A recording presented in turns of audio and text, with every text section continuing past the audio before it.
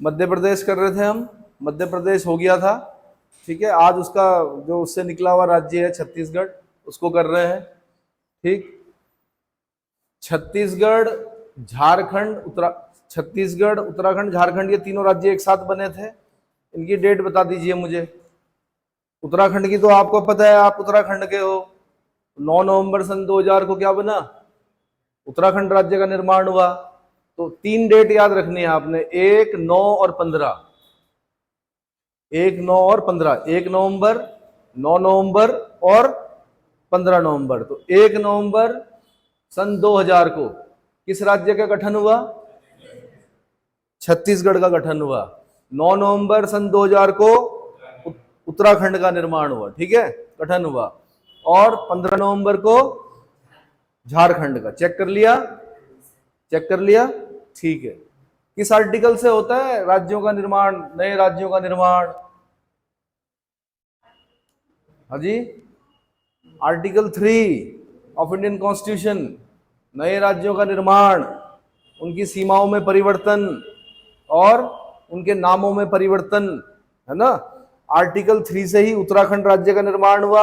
Article 3 से ही, दरअसल जब बना शुरू में तो पहले उत्तरांचल बोला गया, उसको क्या बोला गया? बाद में उसका नाम फिर बोला गया उत्तराखंड। क्या बोला गया? उत्तराखंड बोला गया। क्यों बोला गया उत्तराखंड?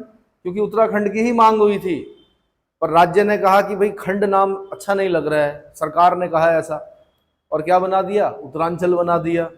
बाद में जो यहाँ के लोगों की भावना जुड़ी हुई थी वो उत्तराखंड नाम से जुड़ी हुई थी। किससे जुड़ी हुई थी? उत्तराखंड नाम से जुड़ी हुई थी। तो फिर बाद में नाम चेंज हुआ। तो उत्तरांचल से उत्तराखंड किस डेट से जानते हैं हम? 2007 से। कोई डेट है फिक्स? 1 जनवरी सन 2007 से हम उत्तरांचल को क्या, किस नाम जानते हैं? उत्तराखंड के नाम से जानते हैं। ठीक है, उत्तरा का खंड ऐसा बोला जाता है कि जब पांडवों ने अपना ज्ञातवास काटा, कहां पर?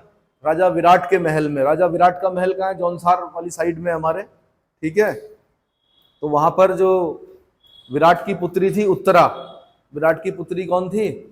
उत्तरा। और उसका विवाह किसके साथ हुआ था?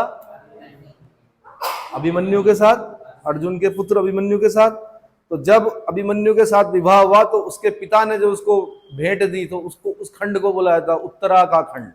ऐसा बताया जाता है, इतिहास में तो उतना नहीं लिखा हुआ है ना, लेकिन जो किंवदंतियां चलती हैं वो बताती हैं ऐसा, उत्तरा का खंड, उत्तराखंड। ठीक है, चलिए छत्तीसगढ़ पे आ गए हम। छत्तीसगढ़ की राजधानी कहाँ है? रायपुर। ये दिख रहा है? कोई क्या बड़ी नदी दिख रही है आपको? छत्तीसगढ़ की जो राजधानी रायपुर है, कोई भी बड़ी राजधानी होती है उसको पोषित करने के लिए जल की आवश्यकता होती है। देखो महानदी, और 2 नदियों के बीच में दिख रहा होगा आपको, इस तरफ एक नदी दिख रही होगी SEONA, सियोना। ठीक है, और इस तरफ एक नदी दिख रही होगी आपको, कौन सी? महानदी दिख रही है। उन दोनों के बीच में पड़ रहा है आपका क्या? रायपुर। इतना समझ में आ गया? अच्छा, इसका हाई कोर्ट कहाँ है? बिलासपुर में है। कहां पर है? बिलासपुर में। आपने क्या करना है, देश में जितने भी हाई कोर्ट्स हैं, कितने हाई कोर्ट्स हैं? 25 हाई कोर्ट्स हैं। ठीक है, अंतिम हाई कोर्ट कौन सा है?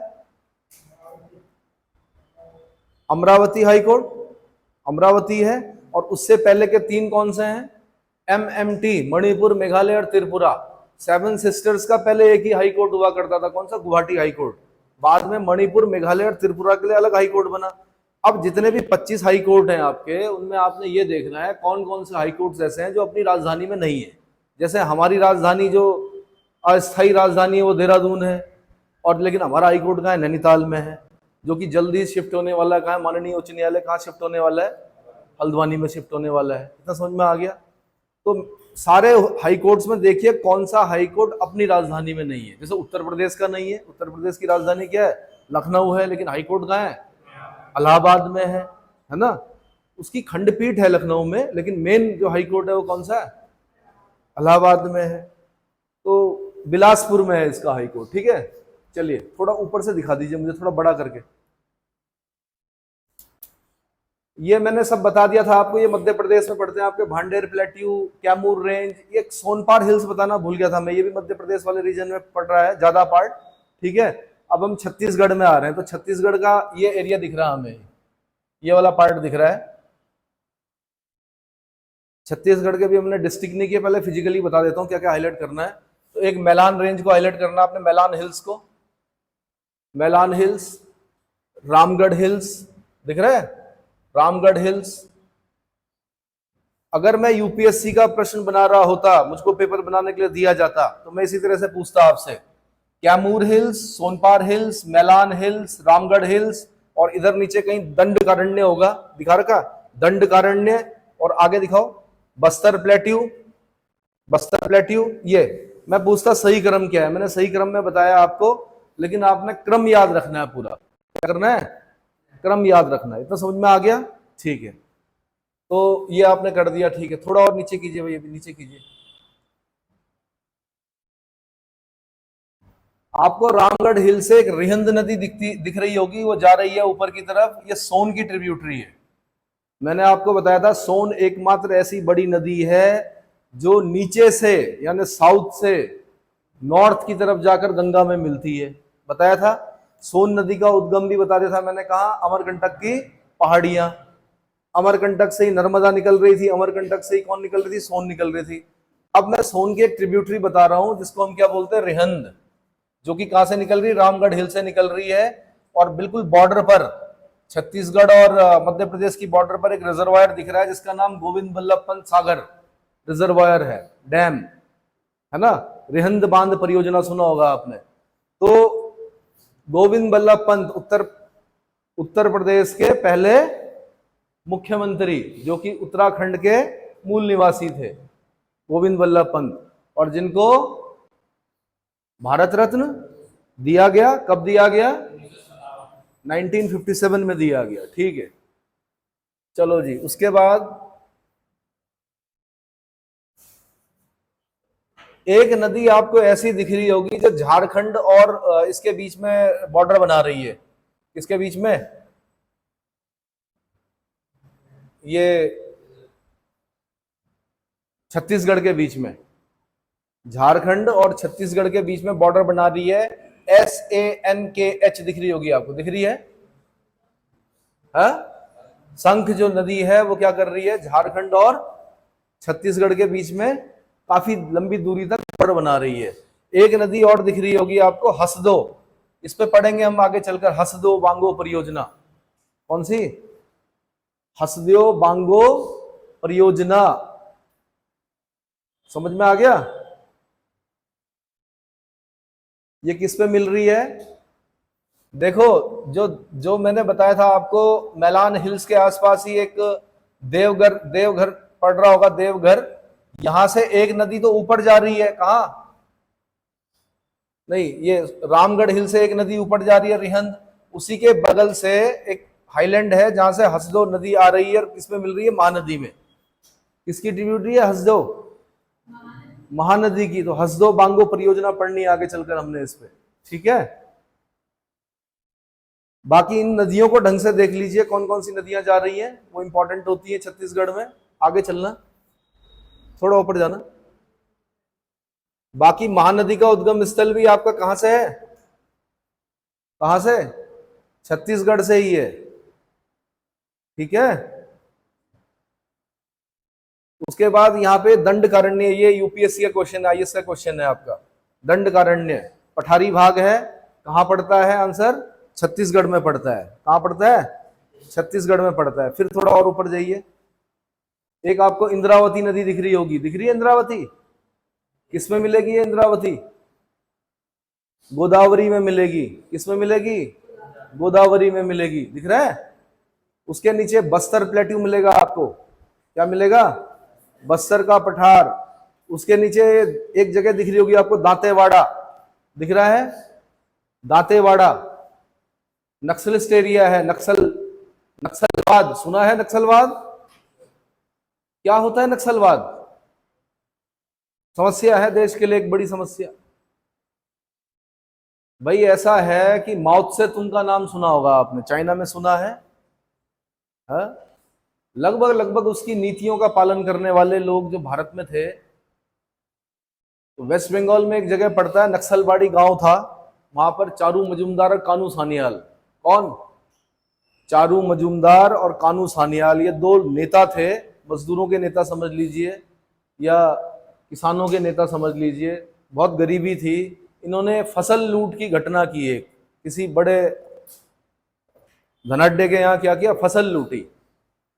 ठीक है, क्यों लूटी, क्योंकि अत्यधिक अत्याचार हो गए थे, इसलिए फसल लूटी, भुखमरी हो रही थी शायद, है ना।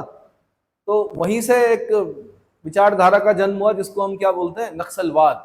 क्या बोलते हैं, तो नक्सलबाड़ी गांव से शुरू हुआ था, इसलिए नक्सलवाद। इतना समझ में आ गया। है वो क्या, माओवाद ही है एक तरह से। नेपाल में उसको हम माओवाद बोलते हैं, माओवादी बोलते हैं उनको, यहाँ पर हम नक्सलवादी बोलते हैं। ठीक है, फिर यहाँ पे छत्तीसगढ़ में रमन सिंह सरकार ने भी एक चलाया था नक्सलवाद का खात्मा करने के लिए, हालांकि सुप्रीम कोर्ट ने बाद में फटकार लगाई, जिसको बोलते हैं सलवा जुडम। क्या बोलते हैं, सलवा जुडम। इन्होंने क्या किया, रमन सिंह सरकार के समय में जो आदिवासी लोग थे जिन पर हमले हो रहे थे नक्सलवादियों के, उनको हथियार दे दिए। बाद में सुप्रीम कोर्ट ने फटकार लगाई कि आपने बिना, मतलब ऐसे लोगों को हथियार कैसे पकड़ा दिए जो कि ट्रेंड नहीं है, पैरामिलिट्री फोर्स हो, आर्मी हो, है ना। अगर इन लोगों को सरकार क्या करती है, हथियार देती है, तो उससे पहले ट्रेनिंग होती है, क्योंकि हथियार रखना और उस पर अपने पे कंट्रोल करना ये सिखाया जाता है। ये नहीं कि हर किसी को गोली मार दी। अब आपने अगर बांट दिए ऐसे आदिवासियों को, आज भले ही वो नक्सलवाद के खिलाफ लड़ेंगे, नक्सलवादियों पे गोली चलाएंगे, कल पे सरकार पे भी तो चला सकते हैं। ठीक है, तो उसको इलीगल माना, फिर सारे जो हथियार थे वो क्या किए गए, वापस लिए गए। इतना समझ में आ गया। बस्तर प्लेट्यू हो गया, दांतेवाड़ा हो गया। बेलाडीला की खान, ये उत्तराखंड पीसीएस का क्वेश्चन है। आयरन ओर के लिए फेमस है बेलाडीला की खान।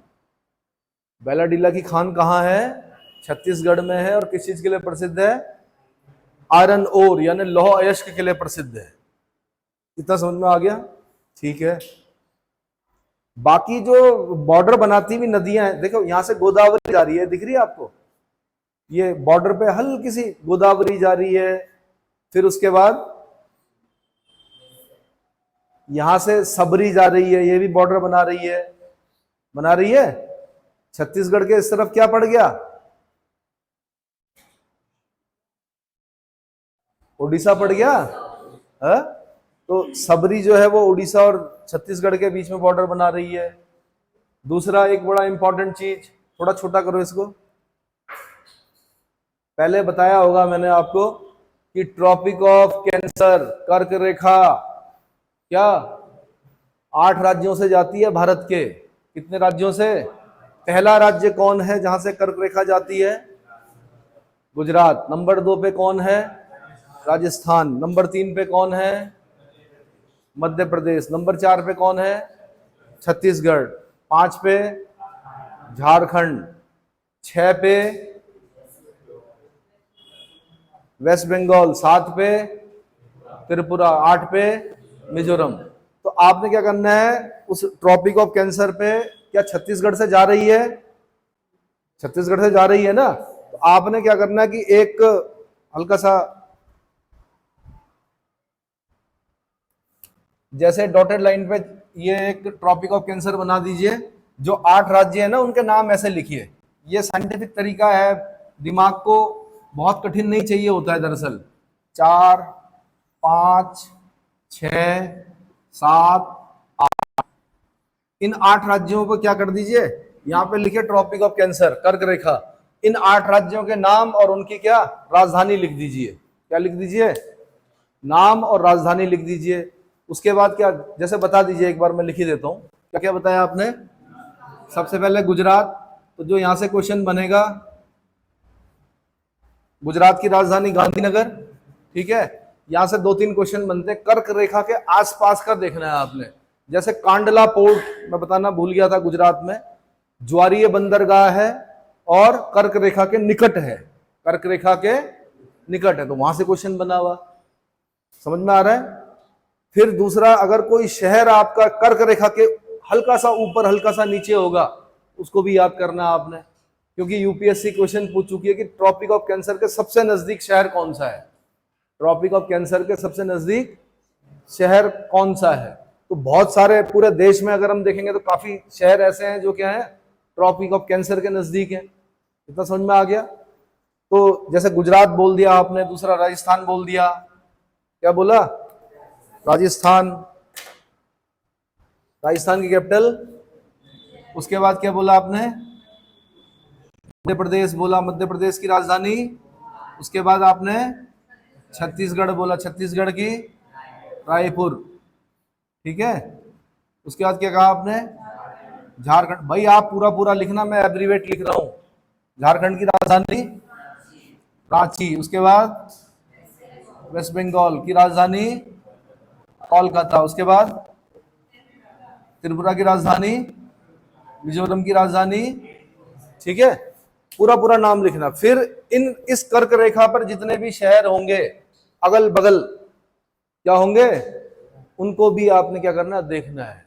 फिर ये भी देखना है कि क्या कर्क रेखा किसी नदी को काट रही है 2 बार। किसको काट रही है? माही को काट रही है 2 बार। भारत के अंदर कर्क रेखा माही नदी को 2 बार काट रही है। कहां पड़ी थी हमने माही? हाँ जी, गुजरात के आसपास पड़ी थी, पड़ी थी।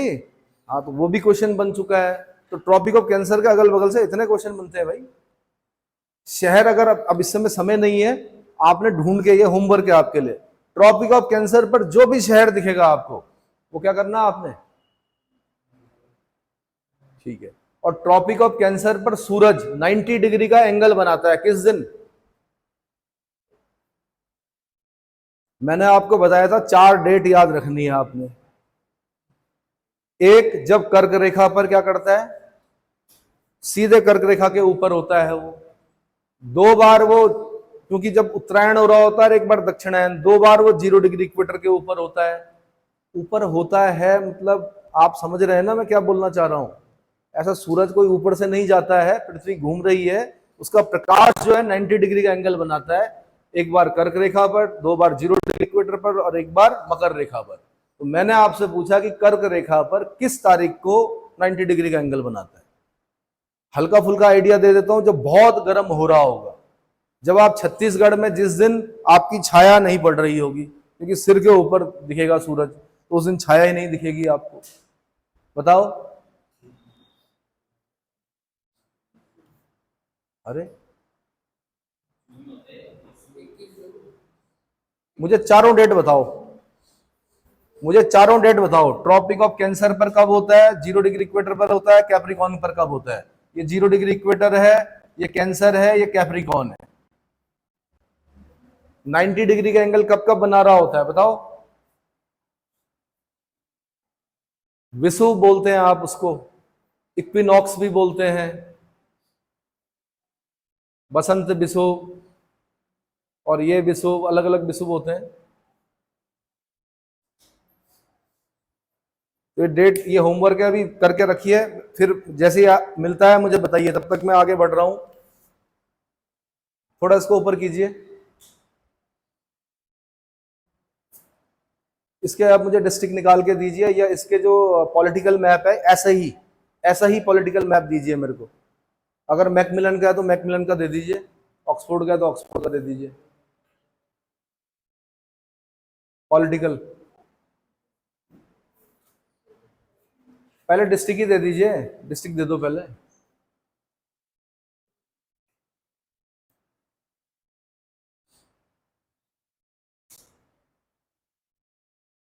ठीक है, बड़ा कीजिए इसको।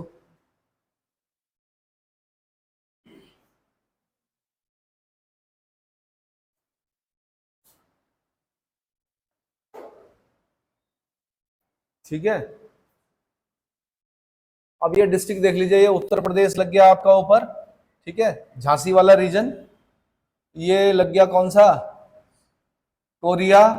ये है सूरजपुर, ये है बलरामपुर,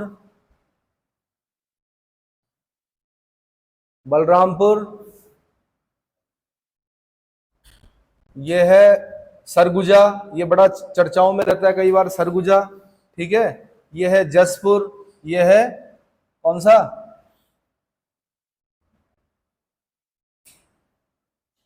गौरेला, पेंड्रा, मरवाही। ये है कोरबा, ये बहुत सुना होगा आपने, कोरबा छत्तीसगढ़। क्या सुना था कोरबा में?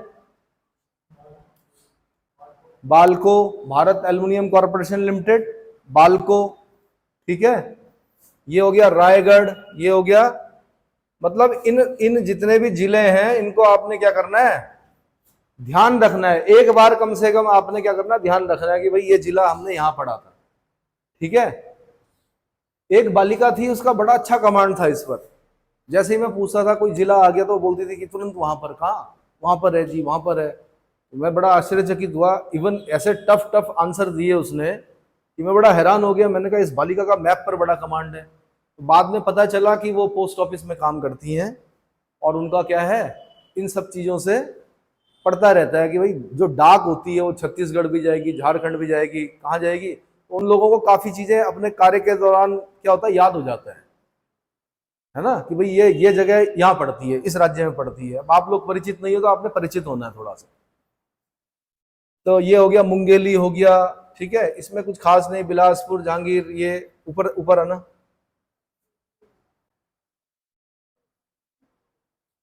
ठीक है, कई जिले आपने सुने ही नहीं होंगे। रायपुर हो गया, दुर्ग, ये इंपॉर्टेंट है, दुर्ग वाला। दुर्ग क्यों प्रसिद्ध है? बालोड हो गया, दामतारी हो गया, गरिबंद हो गया, कांकेर हो गया, नारायणपुर हो गया, कुंडाना। ठीक है, और ऊपर दिखाइए। बीजापुर हो गया, दांतेवाड़ा हो गया। ये दांतेवाड़ा भी बहुत चर्चाओं में रहता है। ये क्या हो गया, जगदलपुर यानी बस्तर, बस्तर प्लेट्यू वाला जो पार्ट है वो इंपॉर्टेंट है। सुकमा, ये बड़ा चर्चाओं में रहता है, ये भी नक्सलिस्ट एरिया है। ठीक है, और खाने वाने हैं यहाँ पर, बहुत सारा खनिज निकलता है। ठीक है, जैसे मैंने आपको बताया था बेलाडीला की खान ऊपर बताया था, लोहा यश के लिए प्रसिद्ध है ना। तो उस तरह का याद करना है आपने।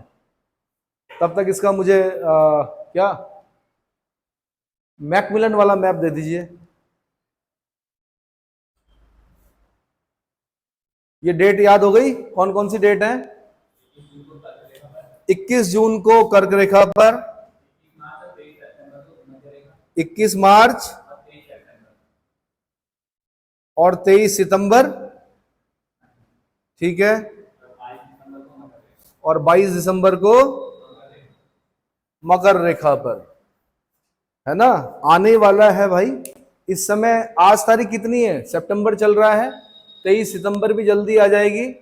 इसका मतलब सूर्य कहाँ है अभी, बताइए? सूर्य दक्षिणायन हो रहा है इस समय। हम सितंबर में, इस समय सूर्य की जो किरणें हैं वो दक्षिणायन हो रही हैं। अभी थोड़ा सा 0 डिग्री इक्वेटर से ऊपर पर 90 डिग्री का एंगल बना रहा है। 23 सितंबर को वो क्या बनाएगा, 0 डिग्री इक्वेटर पर 90 का एंगल बनाएगा। फिर एक टाइम आएगा 22 दिसंबर, जब वो क्या करेगा, मकर रेखा पर क्या करेगा, 90 डिग्री का एंगल बनाएगा। और हम कृषकों का देश है, हम कर्क संक्रांति भी मनाते हैं, मकर संक्रांति भी मनाते हैं। क्यों मनाते हैं? हम स्वागत करते हैं सूरज का। क्या करते हैं भाई, मकर रेखा पर होगा, फिर उत्तरायण होगा, हमने गेहूं लगा रखे होंगे, हम किसान हैं, है ना। तो हमारे गेहूं के पकने के लिए क्या आएगा, सूर्य देव ऊपर की तरफ आएंगे, तो उनका क्या करेंगे हम, ज्योतिष की डेट अलग होती है, ज्योतिष की अपनी गणनाएं होती हैं, ये आपकी पाश्चात्य गणनाएं हैं। ठीक है, उसके हिसाब से 22 दिसंबर को होता है, ऐसा 22 दिसंबर को ही होता है। लेकिन हमारी जो त्योहारों की डेट है वो अपने हिसाब से होती है। किसके हिसाब से? कृषि के हिसाब से। जब किसानों को समय मिलता है तब उस हिसाब से वो स्वागत करते हैं, किसका, सूर्य का। इतना समझ में आ गया? तो ये जरूर याद रखना आप। 21 जून को अगर आप छत्तीसगढ़ में उस शहर में जाएंगे जहां से ट्रॉपिक ऑफ कैंसर जा रही होगी, तो आपको अपनी छाया दिखेगी नहीं, क्योंकि सर के ऊपर चमक रहा होगा, क्या, सिर के ऊपर सूरज। 21 मार्च, 23 सितंबर, ये 0 डिग्री इक्वेटर पर याद रखना। 22 दिसंबर आपने। और इनको क्या क्या बोलते हैं ज्योग्राफी में? बसंत विषुव किसे बोलते हैं? इक्विनॉक्स वगैरह पढ़े होंगे बचपन में भाई, आपने, मैम ने पढ़ाए होंगे, पढ़े हैं, याद नहीं है। 8th क्लास की अगर आपने ज्योग्राफी पढ़ ली ढंग से बचपन में तो यहाँ इतनी दिक्कत ना होती, पर क्योंकि बच्चे होते हैं नहीं समझ होती है, खाली पास होने से मतलब होता है, उसके बाद यहाँ तक आते आते भूल जाते हैं। वही सब कुछ है भाई जो बचपन में पढ़ा आपने। बड़ा अच्छा कोर्स है, एनसीईआरटी पढ़ के देखो ना। हाँ जी, कहाँ तक पहुंचे हम? ये नया मैप दे दिया आपने, बाघ परियोजनाएं होंगी यहाँ पर। कौन सा दिया? मैकमिलन दिया आपने? ये देखो बदई खोल, ये बाघ दिख रहा है यहाँ पर, दिख रहा है? बदई खोल करके होगा, नेशनल पार्क होगा यहाँ पर, नेशनल पार्क होगा या वाइल्ड लाइफ सेंचुरी होगी, या आपने लिस्ट मैंने पूरी देनी है आपको बाद में। तो बाघ परियोजना के अंतर्गत दिख रहा होगा आपको, है ना? और कुछ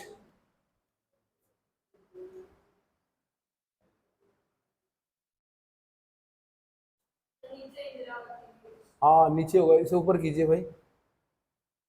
ये इंद्रावती, यहाँ पे बाघ परियोजना दिख रही होगी आपको, दिख रही है? दिख रही है? ठीक है।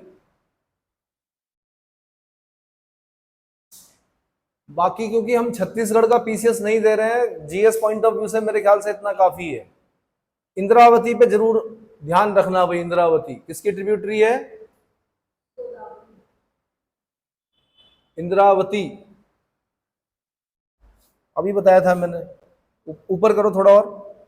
एक ये बेलाडीला की खान जरूर याद रखना, सुकमा, दांतेवाड़ा, इनको जरूर याद रखना, ठीक है? अब अगला मैप निकाल के दीजिए मुझे, तब तक मुझे इनके नाम बताइए। ये जून, मार्च, सितंबर, दिसंबर। हमारे राज्य में राजी जनजाति निवास करती है। कर्क संक्रांति उसका उनका क्या होता है? प्रसिद्ध त्योहार होता है। सबसे बड़ा त्योहार क्या होता है उनका? कर्क संक्रांति। राजी जनजाति सुना है, जिनकी संख्या बहुत कम है और जो कैसा व्यापार करते हैं, सामने नहीं आते हैं, मतलब कास्ट कला में बड़े निपुण होते हैं वो लोग, सामने नहीं आते हैं आम आदमियों के।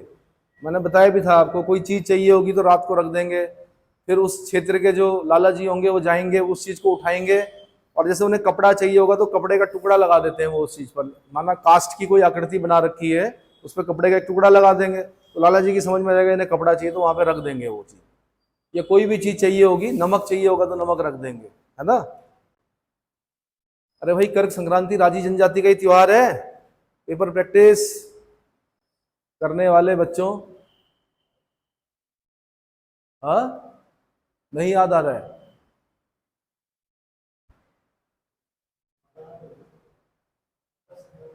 कर्क संक्रांति, कर्क संक्रांति ढूंढ के देखिए।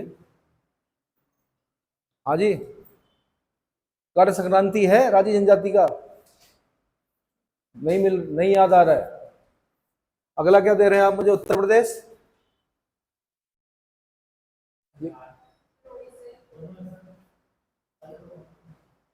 ज्यादा बड़ा त्योहार जो वो मनाते हैं ना, कर्क संक्रांति को मनाते हैं। हाँ, कर्क और मकारा ना। तो देखो हमारी जनजातियों को भी पता है भाई। ये कौन सा मैप दिया आपने मुझे? उत्तर प्रदेश तो दिया। पहले एक काम करो, डिस्ट्रिक्ट दे दो मेरे को उत्तर प्रदेश में। उत्तर प्रदेश में बहुत कुछ है बताने के लिए, बड़ा प्रदेश है। योगी आदित्यनाथ जी हमारे कहाँ के? उत्तराखंड के पंचूर है। अजय सिंह बिष्ट जी वहाँ के माननीय मुख्यमंत्री हैं, ठीक है? सबसे पहले ये करा चुका हूं वैसे मैं कि नेपाल से लगे हुए जिले कौन से हैं, ठीक है? उत्तराखंड से लगे हुए जिले कौन से हैं, ठीक? तो उत्तर प्रदेश को अगर हम ऊपर से देखें तो सहारनपुर जिला लगा हुआ है, मुजफ्फरनगर लगा हुआ है, बिजनौर लगा हुआ है, मुरादाबाद लगा हुआ है, रामपुर लगा हुआ है, बरेली लगा हुआ है, पीलीभीत आधा लगा हुआ है, लगा हुआ है। तो उत्तराखंड से लगने वाले जिले, उत्तराखंड के साउथ में जो जिले, मतलब इसके ऊपर उत्तराखंड हो गया, तो कौन कौन से जिले लग रहे हैं? पहला सहारनपुर। अगर मैं पेपर बनाता उत्तराखंड पीसीएस का तो मैं यही पूछता कि ईस्ट टू वेस्ट सही क्रम क्या है इन जिलों का। तो ये देखो, ये पीलीभीत है, ये बरेली है, पुराना नाम अही क्षेत्र बरेली, रोहेलखंड बताया था मैंने, अली मोहम्मद खां बंगश पठान रोहेलखंड की स्थापना की थी कभी, बताया था। हाँ, वही रोहिले। एक रानी थी हमारी यहाँ कर्णावती, जिन्हें नाककटी रानी कहा जाता है ना। तो रोहेलों का आक्रमण हुआ हमारे राज्य पर किसी जमाने में, ठीक है। नवाजत खां के समय में रोहेलों का आक्रमण हुआ, हमारी रानी ने नाक कान काट दिए उनके सिपाहियों के, इसलिए नाककटी रानी के नाम से जाना जाता है। किनको? उत्तराखंड में कर्णावती को नाककटी रानी, ठीक है। चलो जी, बरेली। उसके बाद रामपुर दिख रहा है, मुरादाबाद, ये पीतल नगरी है, ये पता है आपको, मुरादाबाद, ठीक है। बिजनौर, मुजफ्फरनगर, सहारनपुर, ठीक है। ये शामली दिख रहा है, शामली। बागपत, मेरठ, स्पोर्ट्स गुड्स के लिए प्रसिद्ध है मेरठ, ये पता है आपको। अमरोहा, ये गाजियाबाद लग गया दिल्ली के इधर, ये ग्रेटर नोएडा लग गया। बुलंदशहर, यहाँ पे मैंने नरोरा परमाणु विद्युत गृह बताया था आपको, नरोरा एटॉमिक पावर स्टेशन, कहाँ? बुलंदशहर में, बताया था ना, ठीक है। ये हापुड़ लग गया, क्या लग गया? हापुड़। काका हाथरसी कहाँ के थे? हाथरस के थे, सॉरी, वो हाथरस। काका हाथरसी का नाम सुना है? इधर भी गधे हैं उधर भी गधे हैं, जिधर देखता हूं गधे ही गधे हैं, ऐसी उन्होंने कविता की। और पॉलिटिशियंस पे की, किस पे की? कि इधर भी गधे हैं उधर भी गधे हैं, जिधर देखता हूं गधे ही गधे हैं, गधे हंस रहे आदमी रो रहा है, ये हिंदुस्तान में क्या हो रहा है, घोड़ों को मिलती नहीं घास देखो, गधे खा रहे हैं चमनप्राश देखो, है ना। और लास्ट में बोलते हैं वो, क्योंकि भाई नाराज भी नहीं करना था पॉलिटिशियंस को, उन्होंने कहा हम पर है एहसान भारी गधों के, हम हो गए पुजारी गधों के। काका हाथरसी, तो बहुत बड़े बड़े विद्वान लोग हुए यहाँ पर।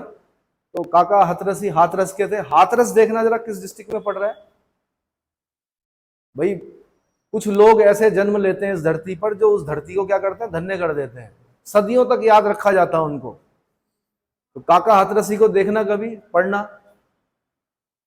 ऐसे ही एक फिराक गोरखपुरी थे। कौन थे?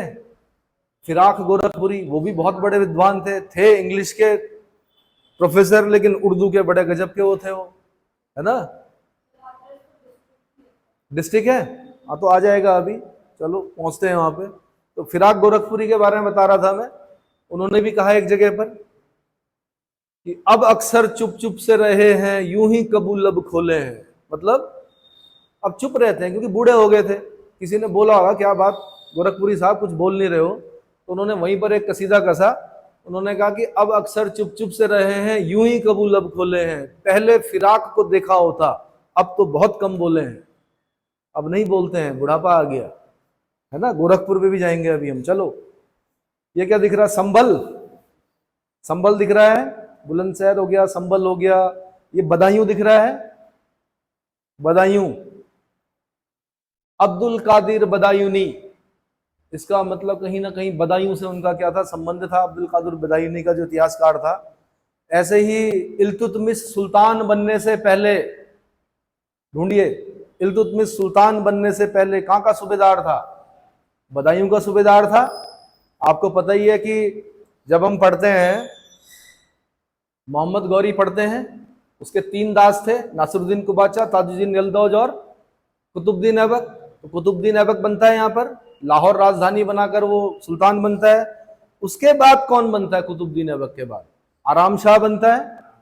अब आराम शाह का जो शासन होता है उससे परेशान हो जाती जनता, तो इल्तुतमिश को बुलाती बदायूं से, बोलती आप बनिए सुल्तान भाई, आप संभाल सकते हो। तब इल्तुतमिश बदायूं से आता। तो ये भी क्वेश्चन बना हुआ है कि सुल्तान बनने से पूर्व इल्तुतमिश कहाँ का सूबेदार था? आंसर बदायूं का, ठीक है। बरेली आपको पता ही है, इसका नाम बता दिया मैंने आपको, अहिछित्र, ठीक है। अहिछित्र और काम्पिल्य। जब 16 महाजनपद पढ़ रहे होंगे हम एंशिएंट इंडिया में, क्या पढ़ रहे होंगे? 16 महाजनपद। तो 16 महाजनपदों में एक महाजनपद होगा जिसकी एक राजधानी काम्पिल्य होगी और एक राजधानी अहिछित्र होगी। कौन सा महाजनपद होगा वो?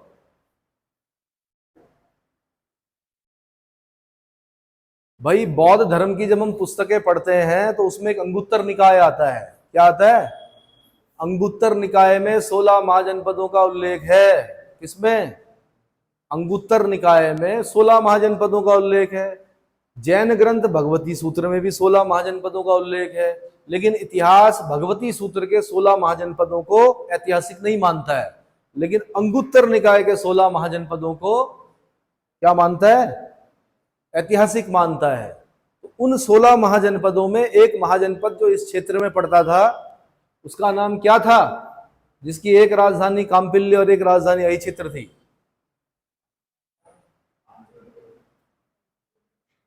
हाँ जी, पांचाल महाजनपद है, पक्का? पांचाली थी जहां की। पांचाल नरेश किसकी पुत्री? द्रुपद की, है ना, द्रौपदी, है ना, ठीक है। तो शाहजहांपुर हो गया। लखीमपुर खीरी, यहां से हमारे एक छात्र बैठे हैं, है ना, बड़ी बात है कि उतनी दूर से आप आए, मेरा भी उत्तरदायित्व बनता है कि आप सफल होके जाएं यहां से। लखीमपुर खीरी, याद तो नहीं आ रही है घर की? होम सिकनेस, ठीक है।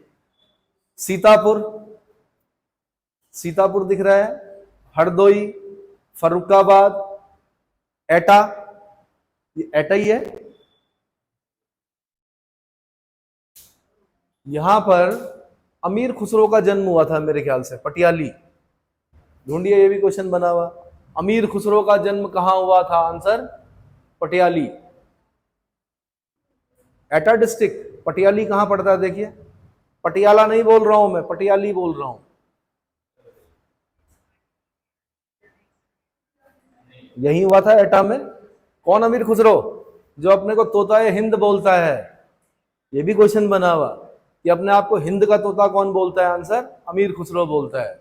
अमीर खुसरो की सबसे प्रसिद्ध पुस्तक, अंतिम पुस्तक भी बोल सकते हैं शायद उसको, तुगलकनामा।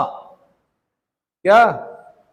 तुगलकनामा। और कौन कौन सी हैं उसकी पुस्तकें अमीर खुसरो की? क्या ये अमीर खुसरो वही है जिसने ईरानी ईरानी तंबूरे और भारतीय वीणा को मिलाकर सितार का आविष्कार किया? क्या ये अमीर खुसरो वही है जिसने ढोल और मृदंग को मिलाकर तबले का आविष्कार किया? वही है? क्या अमीर खुसरो ने ही खजाइनुल फुतूह लिखी? लैला व मजनू लिखी, बस्त बेहिस्त लिखी? यार चेक तो कर ही सकते हो, जो मैं बोल रहा हूं चेक कर लो ना, देख लो। खंडर ऐसे हैं तो इमारत कितनी बुलंद रही होगी। ये लिखी? क्या ये वही हैं जिन्होंने, अमीर खुसरो जिसने क्या लिखा? नुह सिपेहर लिखी। और कौन सी लिखी? आईने सिकंदरी लिखी। और अब एकदम से कई बार क्या होता है कि मस्तिष्क के जो न्यूरॉन्स है ना वो काम नहीं करते उस हिसाब से, लेकिन अगर एक रिवीजन हो गया तो मैं आपको सारी किताबें एक बार में क्या कर दूंगा। ठीक है, ये तो पता नहीं कब का आ रहा है, पता नहीं किस जमाने का पढ़ा हुआ आ रहा है। ये अमीर खुसरो क्या वही हैं जिनके गुरु आपके, जिनकी दरगाह दिल्ली में है, जिनको महबूब इलाही कहते हैं? हजरत निजामुद्दीन औलिया, निजामुद्दीन औलिया के शिष्य हैं कौन? अमीर खुसरो। क्या निजामुद्दीन औलिया के मृत्यु के तुरंत बाद अमीर खुसरो की भी मृत्यु हुई थी? और अमीर खुसरो की जो कब्र है वो बिल्कुल निजामुद्दीन औलिया के बगल में है। किसके बगल में है? निजामुद्दीन औलिया के। और कहां पर है? दिल्ली में है। कहां पर है? दिल्ली में। तो हजरत निजामुद्दीन औलिया, जिसको महबूब इलाही भी कहा जाता है, सूफी संत थे, उनकी दरगाह कहां पर है? दिल्ली में है। और दिल्ली में गुरुजी के बगल में ही शिष्य को दफनाया गया है। और जब गुरुजी मर गए तो एक पंक्ति लिखी, किसने? अमीर खुसरो ने। क्या लिखी बताओ? गोरी सोए सेज पर, है? चल घर अपने खुसरो, क्या हुआ? कुछ ऐसा करके है, बताइए मुझे अगर कोई बता सकता है तो। गोरी सोवे सेज पर मुख पर डाले केस, चल चल खुसरो घर आपने, रैन भई चहुदेश। अब लोग सोचते हैं गोरी कोई महिला है, गोरी गुरुजी के लिए बोल रहा है। वो जब गुरुजी की मृत्यु हुई तो केश क्या है, मुंह पे पड़े हुए हैं, इसलिए बोल रहा है गोरी सोवे सेज पर मुख पर डाले केस। खुसरो चलो अब हो गया, टाइम हो गया, गुरुजी चले गए, अब क्या रखा हुआ है यहाँ पे, है ना। एक मतलब गुरुजी के तुरंत बाद किसकी मृत्यु हो गई, अमीर खुसरो की भी। तोता ये हिंद बोलता था, हिंद का तोता हूं मैं, ठीक है। और ख्याल गायकी भी इसी ने शुरू की। ख्याल गायकी का आरंभ किसने किया, अमीर खुसरो ने किया। विद्वान व्यक्ति था भाई। किताबें पूरी नहीं हुई अभी, वैसे और बहुत सारी किताबें लिखी हुई हैं। बल्कि एक पद्मावती जो आप, एक तो पद्मावत लिखी हुई मलिक मोहम्मद जायसी ने, किसके समय में, शेरशाह सूरी के समय में। एक पद्मावत से मिलता जुलता ग्रंथ लिखा हुआ अमीर खुसरो ने, नाम चेंज कर रखे हैं उसने। मलिक मोहम्मद जायसी ने पद्मावत लिखी, पद्मावती, रानी पद्मावती, जिन्होंने जौहर किया था, राजपुताना का इतिहास जब हम पढ़ते हैं ना, ऐसे ही पद्मावती से संबंधित, क्योंकि अलाउद्दीन खिलजी के साथ था ना ये, कौन, अमीर खुसरो, इसलिए उसने मिलता जुलता थोड़ा नाम चेंज करके लिखा हुआ उसने, लेकिन ऐसा कोई ग्रंथ लिखा हुआ है, उसके बारे में पढ़ना है। चलो जी आगे बढ़ते हैं, ज्यादा जाएंगे तो दिक्कत हो जाएगी। जैसे मैं मुड़ता हूं वैसे गड़बड़ हो जाता है। ये फिरोजाबाद दिख रहा होगा आपको, कांच का कार्य होता है यहाँ पर, है ना। और आगरा दिख रहा होगा आपको, यहाँ पर मथुरा दिख रहा होगा आपको, मथुरा रिफाइनरी, इसको बंद करना पड़ा। आगरा का ताजमहल पर क्या हो रहा था, रंग पर फर्क पड़ रहा था, इसलिए रिफाइनरी को बंद करना पड़ा। मथुरा के पेड़े बड़े प्रसिद्ध हैं, हल्का हल्का याद कर लो कहाँ पर है मथुरा। इधर इधर क्या लग गया मथुरा के, तो राजस्थान लग गया, है ना। मथुरा से नजदीक पड़ता है, आगरा से नजदीक पड़ता है राजस्थान। ये आगरा है, इसको सिकंदर लोदी ने बसाया। किसने बसाया, लोदी, पहला अफगान राजवंश, बहलोल लोदी, सिकंदर लोदी, इब्राहिम लोदी। उसमें दूसरा जो शासक है सिकंदर लोदी, उसने आगरा को बसाया। ढूंढ रहे थे राजधानी, सिपाही ने बोल दिया आगे रहा है, नाम हो गया आगरा, यमुना नदी के तट पर है, ठीक है। मुगलों की भी राजधानी रहा। इसी के अगल बगल एक सिकंदरा जगह पड़ती है कहीं, जहां पर अकबर का क्या है, मकबरा है। अकबर का मकबरा कहाँ है, सिकंदरा में, ठीक है। या फतेहपुर सीकरी भी इसी के अगल बगल पड़ता है कहीं, फतेहपुर सीकरी भी पड़ता है। गुजरात विजय के उपलक्ष्य में बसाया किसने, अकबर ने। और ये बता दिया था मैंने, शेख सलीम चिश्ती की दरगाह है। एक बार क्वेश्चन आया, बुलंद दरवाजा किस मस्जिद का दरवाजा है, अंदर कौन सी मस्जिद है, तब तक ढूंढ के रखिए। आगे बढ़िए, फिरोजाबाद हो गया, मैनपुरी हो गया, इटावा हो गया, कन्नौज, हर्षवर्धन जब कन्नौज पढ़ रहे होंगे, कन्नौज इत्र के लिए भी प्रसिद्ध है। कन्नौज हर्षवर्धन की मृत्यु के बाद त्रिपक्ष संघर्ष हुआ, यहाँ पर क्या हुआ, ट्रिपटाइट स्ट्रगल हुआ। तीन बड़ी शक्तियों ने इस पर क्या करना चाहा, जैसे बाद में हम दिल्ली पढ़ते हैं राजधानी राजनीति का केंद्र, वैसे कन्नौज को भी पढ़ते हैं। तो कन्नौज में क्या हुआ, तीन शक्तियों ने अटैक किया। सबसे पहले अगर मैं बोलूं तो इधर से आए पाल, कहां से, बंगाल से। कहां से, बंगाल में पाल राजवंश। कौन सा राजवंश, पाल राजवंश। थोड़ा फ्लैशबैक में जाता हूं, उसमें भी एक राजा होंगे महाराजा धर्मपाल। कई बच्चे मेरे से पूछते हैं कि आप उत्तराखंड में हो, इस इंस्टीट्यूट का नाम विक्रमशिला क्यों है।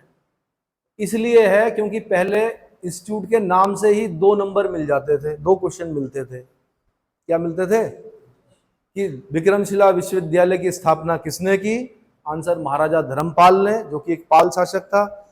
और दूसरा क्वेश्चन ऐसा होता था ना, पहले एक सब्जेक्ट होता था, एक जीएस का पेपर होता था, तो सब्जेक्ट में हिस्ट्री में एक क्वेश्चन वहां मिल गया, 2.5 नंबर मिलते थे। और एक क्वेश्चन 1 नंबर का जीएस में मिलता था कि विक्रमशिला विश्वविद्यालय का ध्वस्त किसने किया, तब हम बोलते थे कि मोहम्मद गौरी के जनरल बख्तियारुद्दीन खिलजी ने किया। 2 भाई कितने मिल गए, 3.5 नंबर मिल गए। तो मैंने कहा इंस्टीट्यूट का नाम ऐसा रखा जाए जो क्या हो, 3.5 नंबर दे दे, भले ही उत्तराखंड में है, लेकिन ये नाम जो है ये बिहार से लिया हुआ है। बिहार में एक विश्वविद्यालय था जिसकी स्थापना किसने की, महाराजा धर्मपाल ने की। आईएएस में एक बार क्वेश्चन पूछा कि विक्रमशिला विश्वविद्यालय कहाँ है, तो पहली बार में आंसर भागलपुर डिस्ट्रिक्ट था, दूसरी बार में उसका आंसर अंत्यचक, पर्टिकुलर जगह का नाम कि अंत्यचक, भागलपुर डिस्ट्रिक्ट, बिहार। इतना समझ में आ गया। फिर पूछा कि मतलब विक्रमशिला से क्वेश्चन बनता ही बनता था पहले।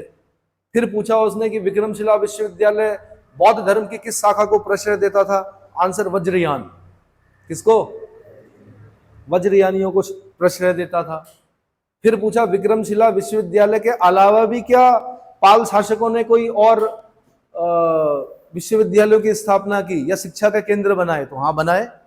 सोमपुरी विहार करके होगा, वहीं पर विक्रमशिला होगा, उसी के अगल बगल 2-3 जगह होंगी जिनकी, वो भी यूपीएससी का क्वेश्चन था। समझ में आ गया।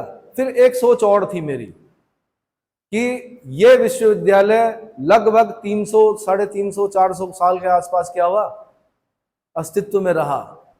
कितना? अब ये इंस्टीट्यूट कब तक रहेगा ये मुझे नहीं पता, लेकिन एक होता ना कि लॉन्ग टर्म, भाई जैसे हम जन्मदिन पर क्या करते हैं, मार्कंडेय का नाम लेते हैं जिनका सप्तकल्प का जीवन होता है। ये तो पता है कि 100 साल से ऊपर जीना बहुत मुश्किल है, लेकिन फिर भी लेते हैं मार्कंडेय का नाम क्योंकि उनका 7 कल्प का जीवन है। तो वैसे ही जब कोई व्यक्ति कुछ स्थापित करता है तो ये मान के चलता है कि ये इंस्टीट्यूट अगले 400 वर्षों तक क्या करे, उत्तराखंड में मसूरी को कैप्चर कर दे, लवासना को, सारी सीटें क्या हो यहीं से, है ना। ये सोच होती है पॉजिटिव सोच के साथ। अब वो देखते हैं कि यहाँ का मार्केट, यहाँ का युवा क्या चाहता है, ये आप लोगों के ऊपर है। खाली सोचने से नहीं बनते हैं आईएएस, क्या करना पड़ता है, क्या करना पड़ता है, परिश्रम करना पड़ता है। ठीक है, कन्नौज हो गया। तो एक तरफ से पाल अटैक कर रहे थे, इधर से वेस्ट की साइड से गुर्जर प्रतिहार अटैक कर रहे थे, दक्षिण भारत से राष्ट्रकूट अटैक कर रहे थे। ध्रुव का नाम सुना होगा आपने। कौन कौन बताया मैंने? इधर से पाल, इधर से गुर्जर प्रतिहार, नीचे से राष्ट्रकूट। इनमें सबसे शक्तिशाली कौन थे? राष्ट्रकूट। ऐसा लगता था कि राष्ट्रकूट ही जीतेंगे कन्नौज को, तो जीतते थे। तब तक दक्षिण भारत में कुछ ना कुछ हो जाता था, वापस आना पड़ता था। लास्ट में कौन जीते? गुर्जर प्रतिहार जीते। कन्नौज को कैप्चर करने में कौन सफल रहे लास्ट में? गुर्जर प्रतिहार। तो मेंस में क्वेश्चन आता है ट्रिपटाइट स्ट्रगल से, क्योंकि उनको पता है कि बड़ा उलझा हुआ है, एक आया, दूसरा गया, तीसरा लड़ा, चौथा लड़ा, पता ही नहीं चलता, वहां पर एक हौच पौच सा बन जाता है। तो खासकर पीसीएस जैसी परीक्षाओं में अगर इतिहास से संबंधित प्रश्न हो रहा होगा तो वहां पर ट्रिपटाइट स्ट्रगल से पूछेगा एक क्वेश्चन, जिसको कि अधिकतर लोग छोड़ते हैं। अगर आप उसको अटेम्प्ट करोगे अच्छे नंबर मिलेंगे। जैसे पीसीएस में उत्तराखंड में 16 नंबर का होता है, तो आपको 13 नंबर तक मिलने के क्या होते हैं, चांस होते हैं, अगर अच्छे से लिख दिया आप। चलो, कन्नौज हो गया, इटावा हो गया, औरैया हो गया, ये क्या है, जलाऊ हो गया, ऊपर आइए, झांसी हो गया, है ना, ये उत्तर प्रदेश में है झांसी। कौन सा? बुंदेलखंड रीजन शुरू हो जाता है यहां से नीचे, फिर मध्य प्रदेश में भी आता है। और ये क्या हो गया? ललितपुर। क्या हो गया? ललितपुर। गुप्त काल में एक मंदिर बना जिस पर कि पहली बार विमान बनाया गया। विमान समझते हैं? पहले जो मंदिर थे वो सपाट होते थे, मतलब छतें जो होती सपाट होती थी। एक देवगढ़ का दशावतार मंदिर क्या बनाया गया, जिस पर पहली बार विमान बनाया गया। ठीक है। शेषशाही प्रतिमा, शेषनाग में लेटे हुए विष्णु की प्रतिमा है। विष्णु जी शेषनाग में लेटे हुए हैं, शेषनाग क्षीर सागर में है, लक्ष्मी जी चरणों में है, नाभि से एक कमल निकल रखा है, उसमें एक ब्रह्मा, परमपिता ब्रह्मा बैठे हुए हैं। कुछ इसको, इस प्रतिमा को क्या बोलते हैं? शेषशाही प्रतिमा बोलते हैं। क्या बोलते हैं? यही दिखेगी आपको। तो गुप्तकालीन मंदिर जब हम पढ़ रहे होंगे, आर्ट एंड आर्किटेक्चर जब हम पढ़ रहे होंगे, तो तब हम पढ़ेंगे देवगढ़ का दशावतार मंदिर। कहां पड़ता है? ललितपुर, झांसी के आसपास। देवगढ़ का दशावतार मंदिर गुप्तकालीन मंदिरों में सबसे सुंदर मंदिर। हो सकता है इससे भी सुंदर रहे होंगे, आक्रांताओं ने तोड़ दिए।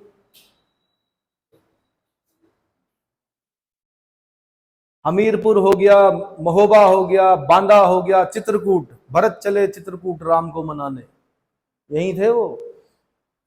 जब अयोध्या से राम चले तो भरत वहां नहीं थे अयोध्या में। अब राम यहां तक पहुंच गए राम लक्ष्मण और माता सीता यहां तक पहुंच गई। भरत आए फिर अयोध्या से, कहा मनाने राम को, चलो भैया आप बड़े भाई हो, हमारे यहाँ उत्तराधिकार का नियम है हिंदू धर्म में, बड़ा बेटा ही क्या बनेगा, राजा बनेगा। इस्लाम में तलवार के बल पर क्या होता है, उत्तराधिकार तय होता है, जो बचेगा वही बनेगा। 4 भाई होंगे, लड़ेंगे, औरंगजेब जीतेगा, लास्ट में वो राजा बनेगा। लेकिन हमारे यहाँ ऐसा है, उत्तराधिकार का जो नियम है उसमें क्या बोला गया है, बड़ा भाई ही राजा बनेगा। ठीक है, यानी जो हमारा मनुस्मृति है या और जो ग्रंथ हैं, विधि से संबंधित जो ग्रंथ हैं, उनमें सब चीज लिख दी गई थी। हालांकि ये बात तो पहले की है, भगवान राम पहले के हैं, मनुस्मृति बहुत बाद में लिखी गई। ठीक है, चलो जी, चित्रकूट हो गया। अब फतेहपुर, रायबरेली, महाराजगंज, नहीं ये महाराजगंज नहीं, क्या ये, कौशाम्बी। कौशाम्बी ये नाम सुना है, कहां सुना है,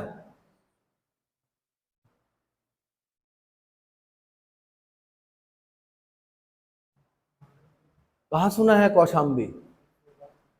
हाँ जी, 16 महाजनपद में क्या सुना है,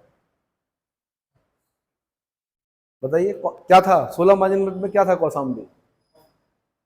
महाजनपद था, कहां थी राजधानी? वत्स महाजनपद की, साम्राज्य मत बोलो, वत्स महाजनपद की राजधानी कहां थी? कौशाम्बी। वत्स महाजनपद की राजधानी कहां थी? कौशाम्बी। ठीक है, ये प्रयागराज हो गया, आपको पता गंगा यमुना सरस्वती का संगम होता है। ठीक है, इलाहाबाद में भी आपको एक लाल किला मिलेगा, जो कि अब वैसी अवस्था में है, मैं नहीं जानता, बहुत पहले एसएसबी देने गए थे, कभी सीडीएस से निकले थे तो देख नहीं पाए उसको, पर सुना है, क्योंकि अकबर ने 3 लाल किले बनाए थे। एक आगरा में बनाया था लाल किला, एक इलाहाबाद प्रयागराज में बनाया था, और एक लाहौर में बनाया था। कहाँ बनाया था? लाहौर हो गया पाकिस्तान में, रावी नदी के तट पर। तो 3 रेड फोर्ट बनाए थे, किसने? अकबर ने, जिसमें सबसे सुंदर जो था वो कहाँ का था? लाहौर, वो अभी भी है। ठीक है, बाकी हो सकता है कि ये अब वैसा ना हो। प्रयाग स्तंभ लेख भी सुना होगा आपने, एक प्रयाग स्तंभ लेख सुना है? प्रयाग प्रशस्ति सुना है? क्या समुद्रगुप्त का नाम सुना है? कुछ इतिहासकार भारत का नेपोलियन बोलते हैं। नेपोलियन के साथ मुझे नहीं लगता कि तुलना की जानी चाहिए। नेपोलियन ने कई युद्ध लड़े, लेकिन बाद में वाटरलू के फील्ड में हार गया। समुद्रगुप्त ने 100 युद्ध लड़े, 100 के 100 जीते। कौन लिखता है? हरिसेन लिखता है प्रयाग प्रशस्ति में। दरअसल ये प्रयाग प्रशस्ति क्या है? अकबर का कोई स्तंभ है, पहले अकबर का लेख है, उसके बाद उसकी रानी कारुवकी का भी लेख है, उसके बाद हरिसेन ने अपनी 100 विजयों का उल्लेख कर रखा अपने राजा की, चंपू शैली में लिखा हुआ है। किस शैली में? ये भी क्वेश्चन बना हुआ यूपीएससी में, किस शैली में? चंपू शैली में। और फिर लास्ट में जहांगीर ने लिखा है उसको। ठीक है, रानी का अभिलेख भी बोलते थे इसको, रानी कारुवकी। ठीक है, तो प्रयाग स्तंभ लेख मिलेगा आपको यहाँ पर। बाकी संगम है गंगा यमुना सरस्वती का। और क्या है प्रयागराज में?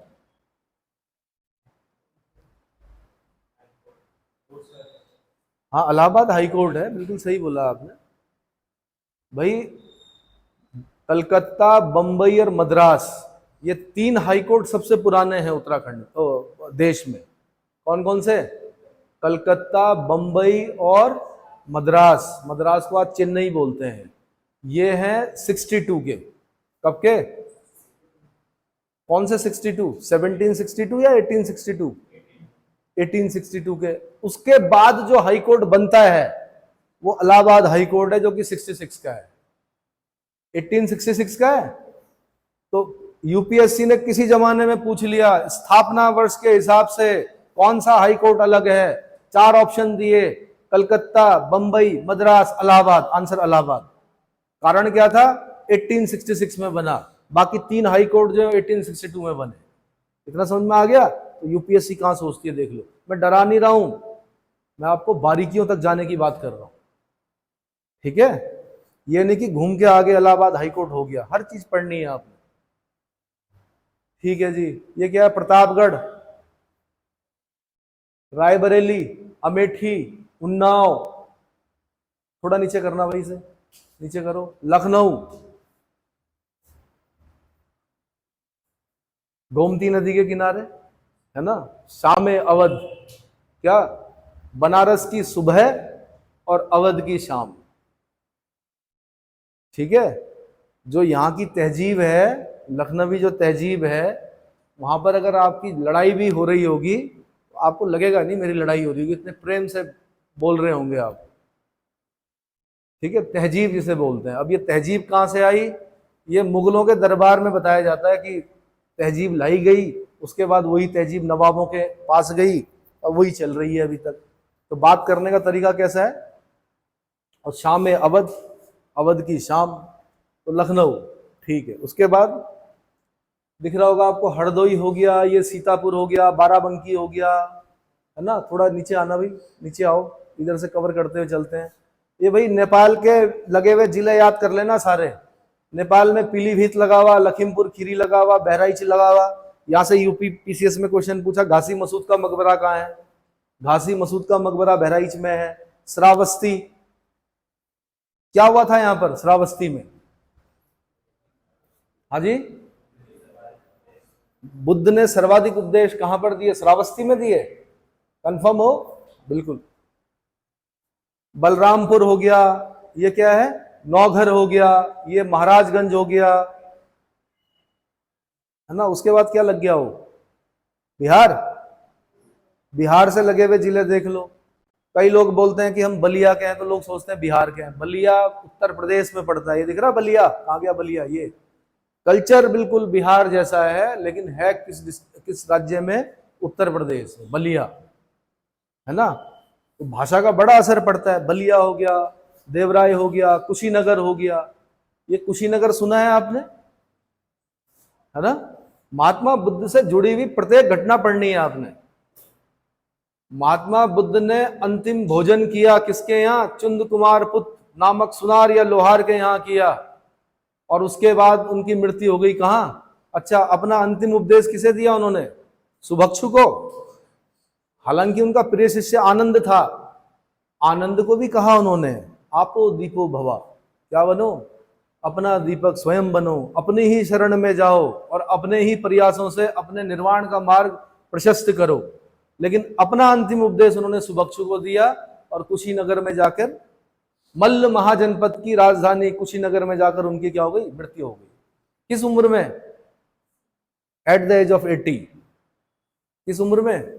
80 वर्ष की आयु में उनकी मृत्यु हो गई। और जो महावीर स्वामी थे, जैन धर्म में जब 24वें तीर्थंकर पढ़ते हैं, उनकी मृत्यु कहां पर हुई? पावापुरी में हुई। कहां पर हुई? पावापुरी में हुई। ठीक है भाई। ये क्या है? देवराय, एक पढ़ते भी हैं आप, देवराय घाटी का युद्ध पढ़ते हैं शायद, है? देवरिया, देवरिया, बिल्कुल देवरिया भाई।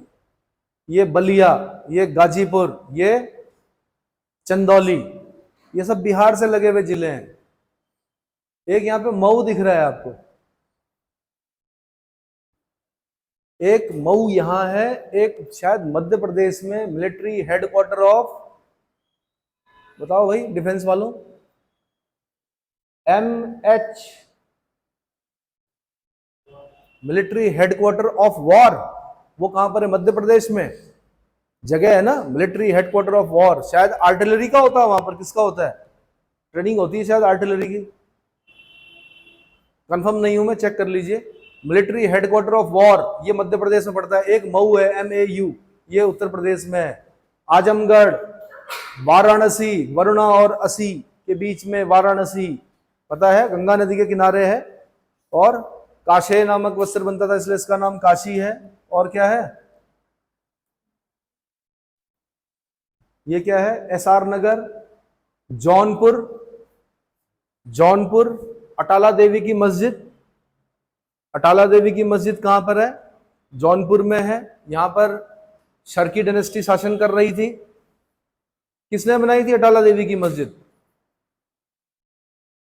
इब्राहिम शाह शर्की या कोई और था? बताइए जल्दी। अटाला देवी की मस्जिद का निर्माण किसने कराया? इब्राहिम शाह शर्की ने कराया। किस नदी के किनारे है जौनपुर? गोमती नदी के किनारे है, बिल्कुल। ये हो गया भाई। सोनभद्र, चंदौली, मिर्जापुर। हाँ जी, हंस गए मिर्जापुर सुनते ही, क्या बात है? आगे आओ, आगे आओ, इधर आओ।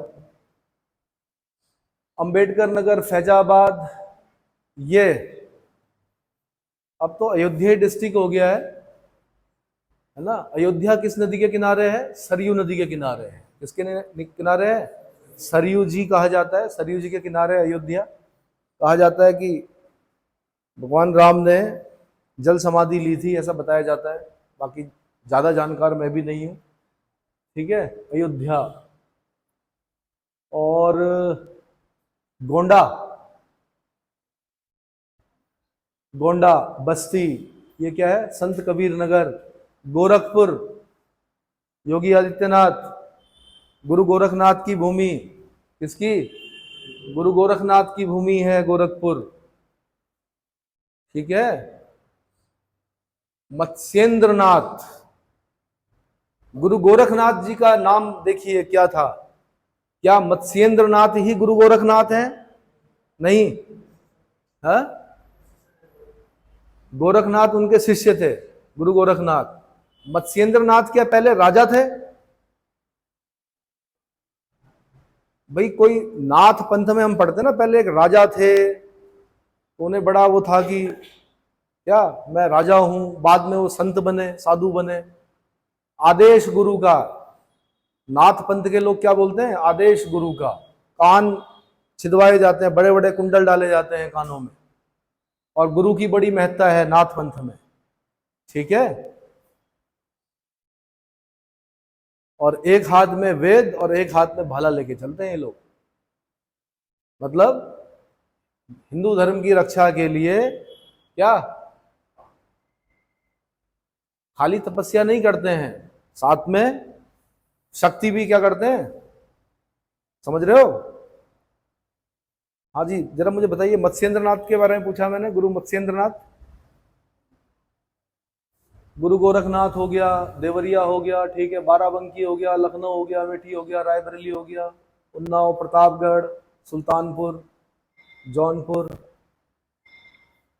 अब मुझे, अब मैं आपको पहले फिजिकल में, उसके बाद फिर मुझे दूसरे मैप में बताना है। ठीक है, अभी पूरा नहीं हुआ उत्तर प्रदेश, ये तो खाली डिस्ट्रिक्ट बताया मैंने। अभी कहानियां बहुत बाकी हैं। उत्तर प्रदेश बड़ा राज्य है, इसमें बताने के लिए बहुत कुछ है। ठीक है, अभी 5 मिनट बाद फिर स्टार्ट करते हैं।